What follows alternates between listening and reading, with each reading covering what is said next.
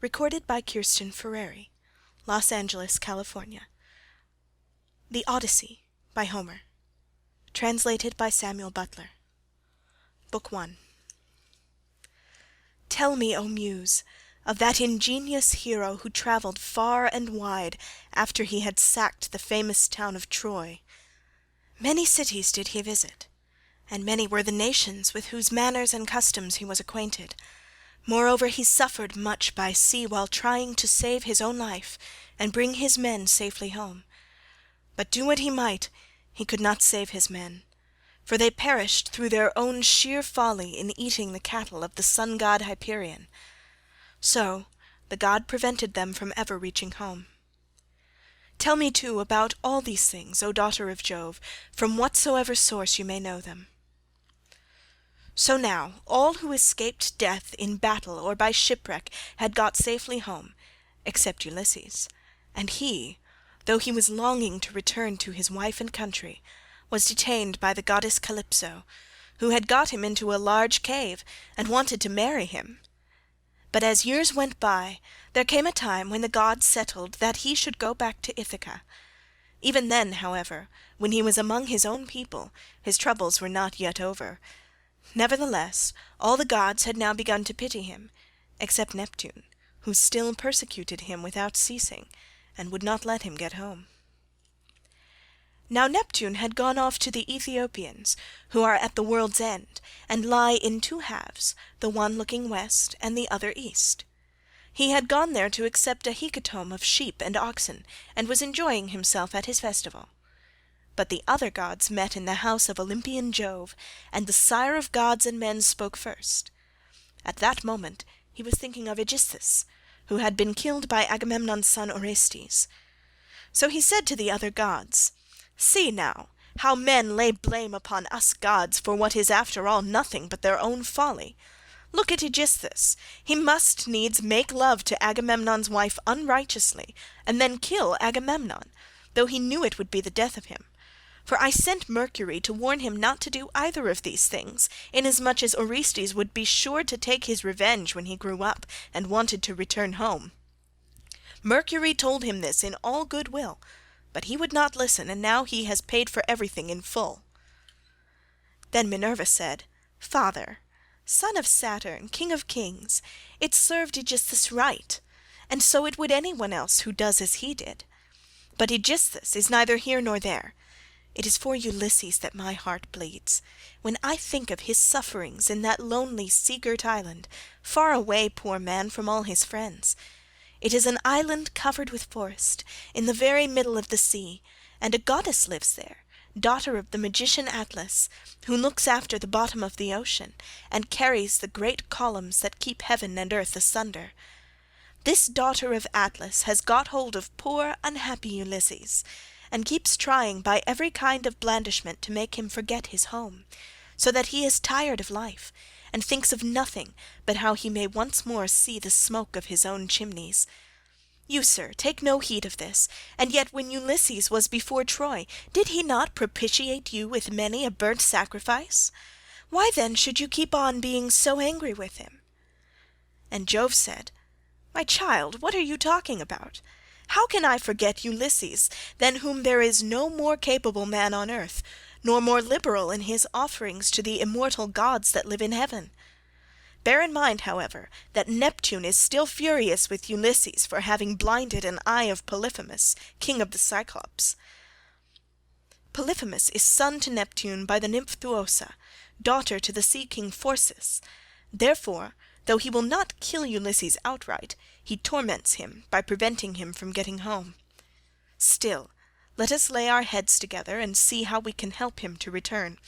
Neptune will then be pacified, for if we are all of a mind, he can hardly stand out against us."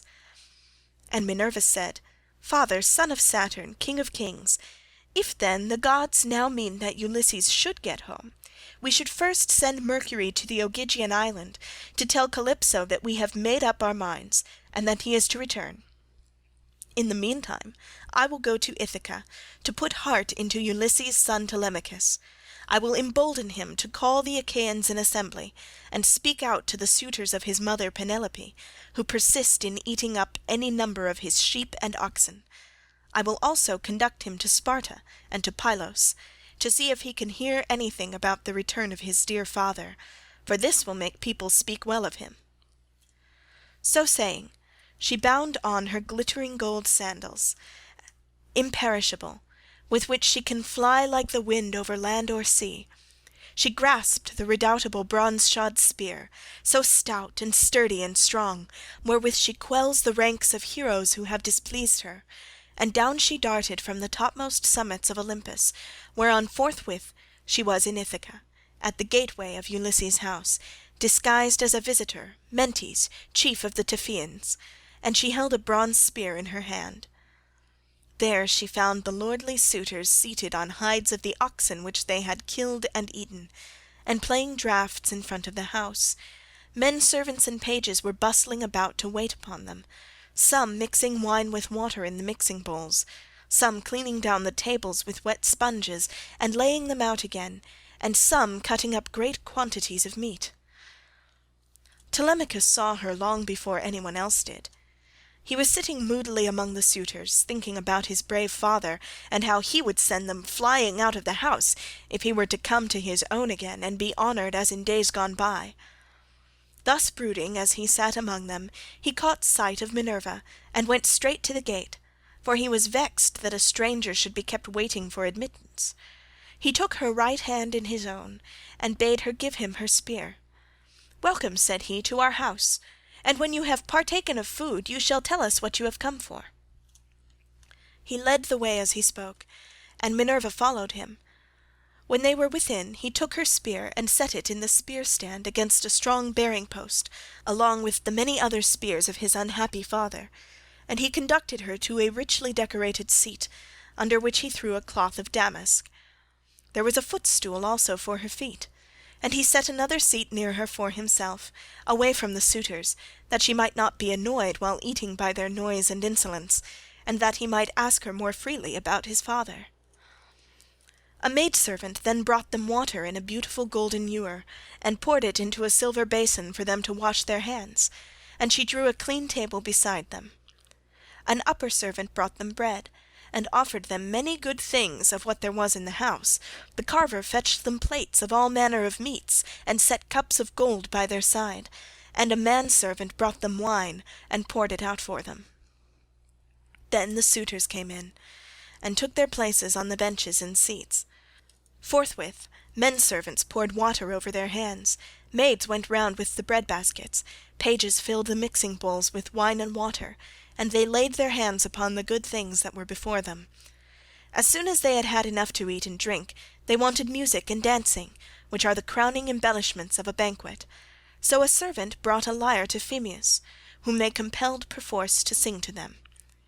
As soon as he touched his lyre and began to sing, Telemachus spoke low to Minerva, with his head close to hers, that no man might hear. "I hope, sir," said he, "that you will not be offended with what I am going to say. Singing comes cheap to those who do not pay for it, and all this is done at the cost of one whose bones lie rotting in some wilderness or grinding to powder in the surf. If these men were to see my father come back to Ithaca, they would pray for longer legs rather than a longer purse, for money would not serve them. But he, alas, has fallen on ill fate, and even when people do sometimes say that he is coming, we no longer heed them. We shall never see him again. And now, sir, tell me, and tell me true, who you are and where you come from.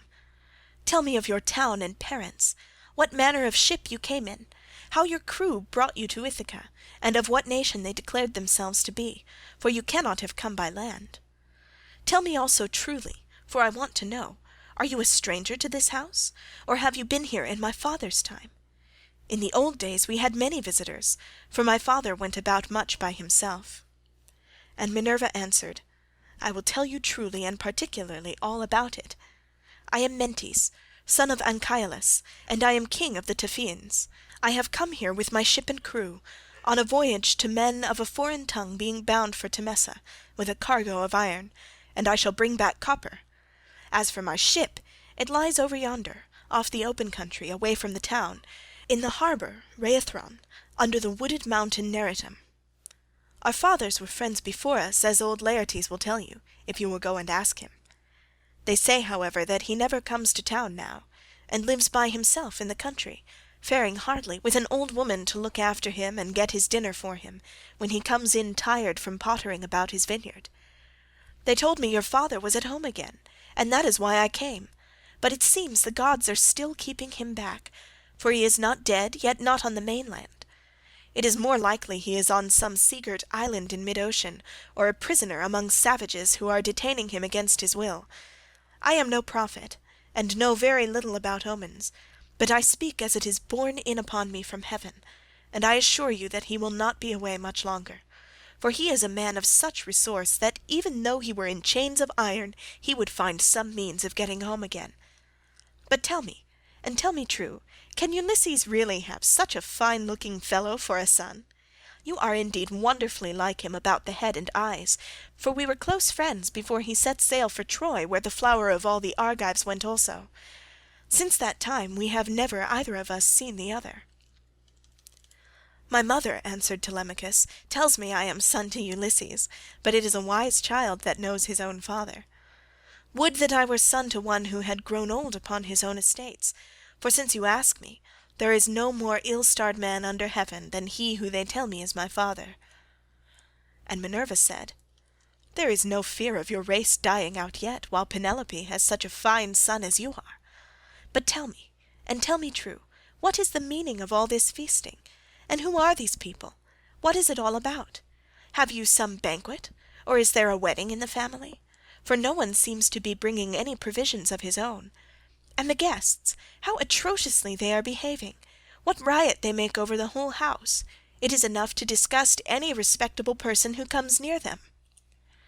"Sir," said Telemachus, "as regards your question, so long as my father was here it was well with us and with the house. But the gods in their displeasure have willed it otherwise, and have hidden him away more closely than mortal man was ever yet hidden. I could have borne it better, even though he were dead, if he had fallen with his men before Troy, or had died with friends around him, when the days of his fighting were done. For then the Achaeans would have built a mound over his ashes, and I should myself have been heir to his renown. But now the storm winds have spirited him away we know not whither. He is gone without leaving so much as a trace behind him, and I inherit nothing but dismay. Nor does the matter end simply with grief for the loss of my father. Heaven has laid sorrows upon me of yet another kind.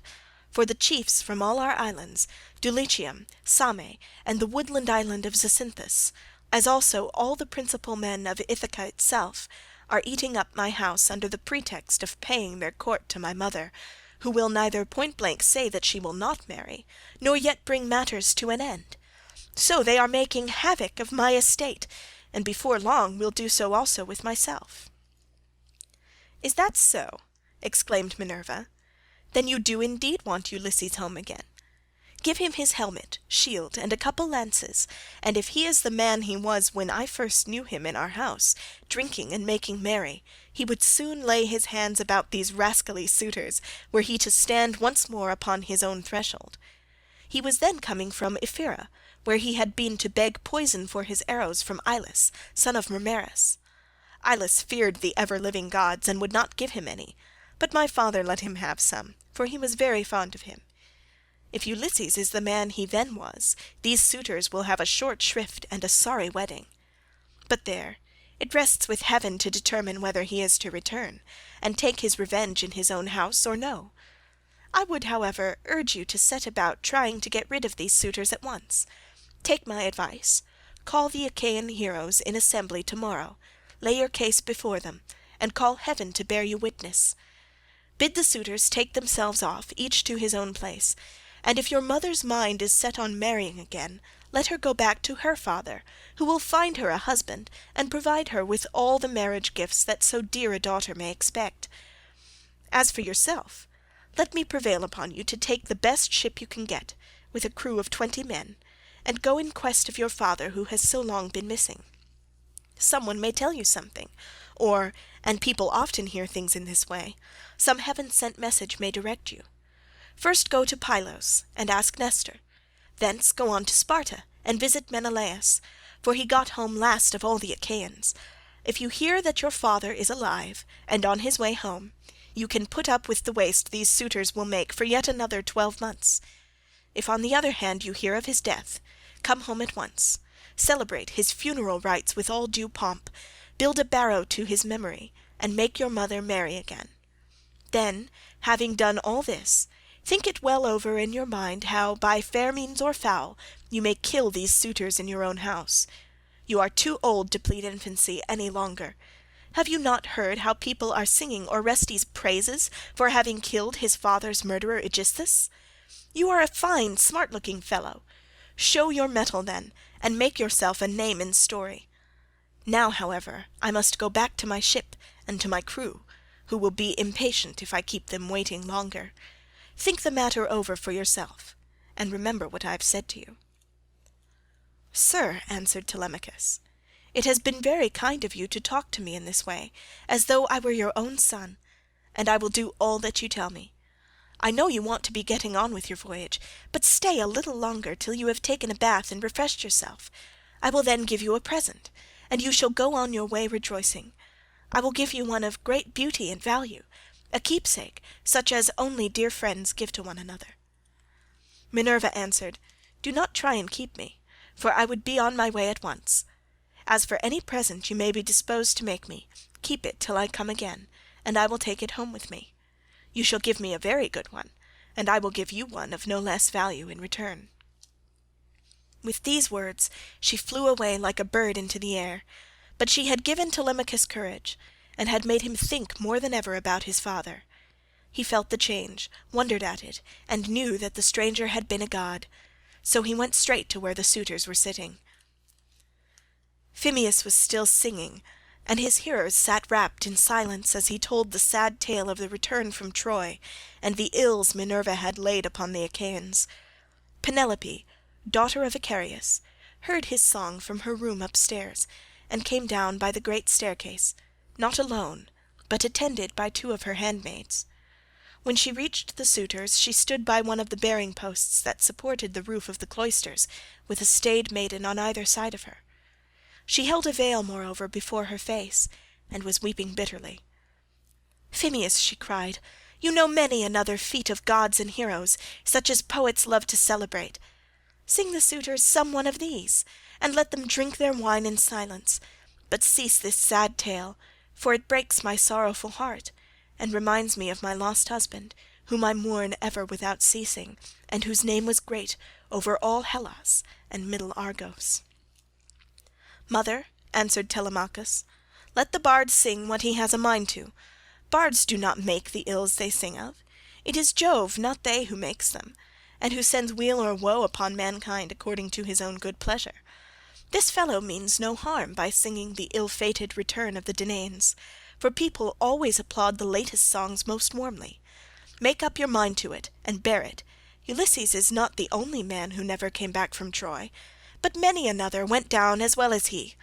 Go then within the house, and busy yourself with your daily duties, your loom, your distaff, and the ordering of your servants, for speech is man's matter, and mine above all others, for it is I who am master here." She went wondering back into the house, and laid her son's saying in her heart. Then, going upstairs with her handmaids into her room, she mourned her dear husband till Minerva shed sweet sleep over her eyes. But the suitors were clamorous throughout the covered cloisters, and prayed each one that he might be her bedfellow. Then Telemachus spoke. "Shameless," he cried, "and insolent suitors, let us feast at our pleasure now, and let there be no brawling, for it is a rare thing to hear a man with such a divine voice as Phemius has. But in the morning meet me in full assembly, that I may give you formal notice to depart, and feast at one another's houses, turn and turn about at your own cost. If on the other hand you choose to persist in sponging upon one man, heaven help me but Jove shall reckon with you in full, and when you fall in my father's house, there shall be no man to avenge you." The suitors bit their lips as they heard him, and marvelled at the boldness of his speech. Then Antinous, son of Eupeithes, said, "The gods seem to have given you lessons in bluster and tall talking. May Jove never grant you to be chief in Ithaca, as your father was before you." Telemachus answered, "Antinous, do not chide with me, but God willing, I will be chief too if I can. Is this the worst fate you can think of for me? It is no bad thing to be a chief, for it brings both riches and honour. Still, now that Ulysses is dead, there are many great men in Ithaca, both old and young, and some other may take the lead among them. Nevertheless, I will be chief in my own house, and I will rule those whom Ulysses has won for me." Then Eurymachus, son of Polybus, answered, "It rests with heaven to decide who shall be chief among us. But you shall be master in your own house, and under your own possessions. No one, while there is a man in Ithaca, shall do you violence and rob you. And now, my good fellow, I want to know about this stranger. What country does he come from? Of what family is he, and where is his estate? Has he brought you news about the return of your father, or was he on business of his own? He seemed a well-to-do man, but he hurried off so suddenly that he was gone in a moment before we could get to know him." "My father is dead and gone," answered Telemachus, "and even if some rumour reaches me, I put no more faith in it now. My mother does indeed sometimes send for a soothsayer and question him, but I give his prophecies no heed. As for the stranger, he was Mentes, son of Anchialus, chief of the Taphians, an old friend of my father's. But in his heart he knew that it had been the goddess." The suitors then returned to their singing and dancing until the evening, but when night fell upon their pleasuring, they went home to bed, each in his own abode. Telemachus' room was higher up in a tower that looked on to the outer court. Hither then he hied, brooding and full of thought. A good old woman, Euryclea, daughter of Ops, the son of Pisenor, went before him with a couple of blazing torches. Laertes had bought her with his own money when she was quite young. He gave the worth of 20 oxen for her, and showed as much respect to her in his household as he did to his own wedded wife, but he did not take her to his bed, for he feared his wife's resentment. She it was who now lighted Telemachus to his room, and she loved him better than any of the other women in the house did, for she had nursed him when he was a baby. He opened the door of his bedroom and sat down on the bed. As he took off his shirt, he gave it to the good old woman, who folded it tidily up, and hung it for him over a peg by his bedside, after which she went out, pulled the door to by a silver catch, and drew the bolt home by means of the strap. But Telemachus, as he lay covered with a woollen fleece, kept thinking all night through of his intended voyage of the counsel that Minerva had given him. End of Book 1.